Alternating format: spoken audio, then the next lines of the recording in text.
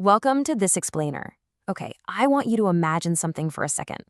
Picture a comical, animated macaroni noodle factory, but instead of noodles, the conveyor belts are just endlessly overflowing with heavy winter boots.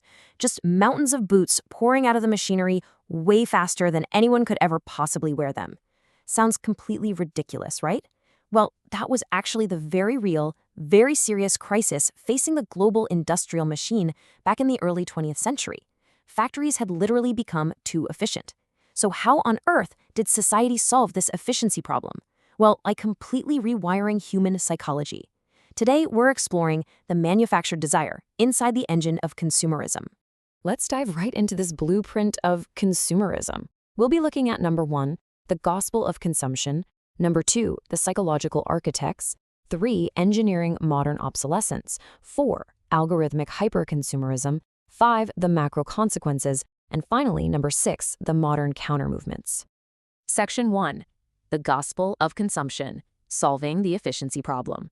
So because those early 20th century factories were suddenly churning out coats, cars, and boots way faster than citizens could ever possibly wear them out, industrial society had to undergo this fundamental psychological mutation just to survive. The terrifying realization for the industrial giants of the time was basically this. If people only bought what they genuinely needed, the massive economic engine they had just built was going to completely stall out. It would just stop. So capitalism shifted from a needs-based economy to a desires-based economy. Buying could no longer be driven just by necessity. People literally had to be trained to crave things they didn't fundamentally require for survival. This crucial tipping point is perfectly captured in a 1927 quote by Lehman Brothers banker Paul Mazur. He boldly declared, "We must shift America from a needs to a desires culture. People must be trained to desire, to want new things, even before the old have been entirely consumed." This single idea was basically the ignition switch for the modern consumerist engine we're all still running on today. It was a total societal paradigm shift. Section 2, the psychological architects, Edward Bernays.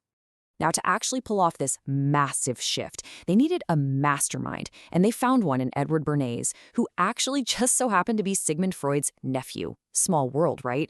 Bernays integrated his uncle's subconscious theories directly into mass market advertising, effectively tossing out the old, purely functional way of selling stuff. Instead of saying, hey, buy this car because it gets 30 miles per gallon and gets you to work, Bernays started targeting our hidden emotional insecurities. He totally changed the pitch to, buy this car because it tells the world you're powerful, wealthy, and attractive. You weren't buying to satisfy a physical need anymore, you were buying to fill an emotional void. Section 3. Engineering modern obsolescence, physical traps. Okay, so once our psychology was successfully hacked, corporations started physically engineering products to trap us in this buying cycle. First up, we have planned obsolescence. This is the literal engineering of products to specifically break down or become completely unusable after a certain period of time. It's built-in failure. Think about your smartphone battery mysteriously dying right around that 2-year mark. Perfectly timed for a contract renewal, right? Or think about those fast fashion garments that are deliberately designed to just completely unravel after, 5 washes? The crazy thing is, the product isn't actually failing. It's functioning exactly as it was engineered to. Now, contrast that with perceived obsolescence. This one is a bit more psychological. It's the use of design, color, and trend cycles to make perfectly functional items feel out of style. I want you to really reflect on this for a second. Have you ever felt that creeping social pressure to replace a perfectly flawless jacket or a totally fine phone just because the newest model looks slightly different? Yep, that is perceived obsolescence working exactly as intended. The item isn't broken at all, but your satisfaction with it has been intentionally destroyed. Section 4, algorithmic hyperconsumerism, the 2026 digital trap. If the 20th century was all about simple psychological sketches, the year 2026 is an intricate, honestly kind of chaotic mosaic of tracking data. Consumerism has now completely broken free from physical stores. We are literally living in the era of one-click dopaminergic loops. Large language models and predictive algorithms are tracking your digital footprint in real time, mapping out your exact psychological vulnerabilities and targeting you precisely when your willpower is at its absolute lowest. They just bypass the store entirely to hijack your dopamine directly through your screen. And the final piece of this modern trap comes down to a single number, 0. Thanks to insanely efficient same-day delivery logistics, the gap between desiring an object and actually holding it in your hands has essentially been reduced to 0 hours. There's just no friction anymore, and absolutely no time to cool off and ask yourself, wait, do I actually need this? Section 5. The macro consequences, the cost of the machine. So, after a century of this unchecked psychological and digital engineering designed to make us buy relentlessly, the real-world fallout is pretty severe.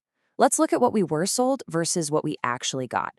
The original promise of constant economic growth, well, that's instead yielded the debt trap, with the average household carrying record-high credit card balances just to maintain their baseline lifestyle. The promise of convenience and abundance has given us the ecological cost, meaning massive plastic pollution and mega landfills overflowing with discarded clothing and tech. And that promise of self-expression? It's resulted in the hedonic treadmill, which is a really well-documented psychological phenomenon where the joy of buying a new item instantly fades, basically forcing you to consume ever larger hits just to achieve that same baseline of happiness. Section 6. The modern countermovements. Decoupling. Thankfully, every dominant system triggers an immune response, right? And by mid-2026, we are seeing a major counterculture shift where people are really empowering themselves to step off that treadmill. We're seeing massive mainstream traction in minimalism, the intentional, conscious reduction of the things we own.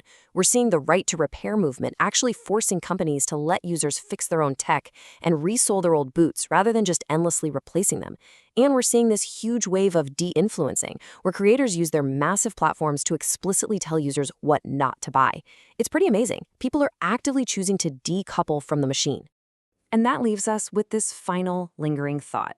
Because ultimately, the final battle of consumerism isn't fought in the shopping malls or on the algorithms. It's fought entirely inside your own mind. In a society that is hyper-optimized from the ground up to make you spend, the ultimate act of rebellion is a simple, conscious choice: being completely satisfied with what you already have. So, looking around at your life right now, are you satisfied?